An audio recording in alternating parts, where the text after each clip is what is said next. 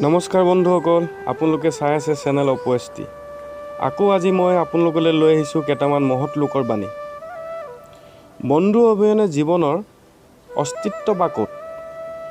তুমি নিজক যিমান বুজি পোৱা তাতোতকৈ তোমাৰ বন্ধু আৰু তোমাৰ শত্ৰুৱে তোমাক বেছি ভালকৈ বুজি পায়। বন্ধুক যদি হেৰুৱাব বিচৰা, ধন ধাৰলৈ দিয়া। মানুহ হৈছে সপোনক দিঠকলৈ পৰিণত কৰা শিল্পী। কথা চহকী লোকে বেছিভাগ সময়তে মিছা কথা কয়। মৰমে মৰমক জন্ম দিয়ে। প্ৰেম আৰু পৰিশ্ৰম এই দুটা বাহিৰে জীৱনৰ আন কোনো বস্তুৰ মূল্য নাই। কোনো মানুহে নিজৰ সুখৰ বাবে আনৰ ওপৰত নিৰ্ভৰশীল হোৱাটো উচিত নহয়। ডকাইতে দাবী কৰে তোমাৰ ধন বা জীৱন, কিন্তু নাৰীয়ে দাবী কৰে দুয়োটাকে। সকলো বিপদৰ একমাত্ৰ ঔষধ হৈছে ধৈৰ্য। বন্ধুসকল, ভিডিঅ'টো চাই যদি ভাল পালে লাইক কৰক, কমেণ্ট কৰক, ছাবস্ক্ৰাইব কৰক।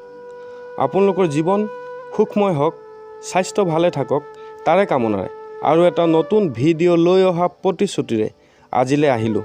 ধন্যবাদ।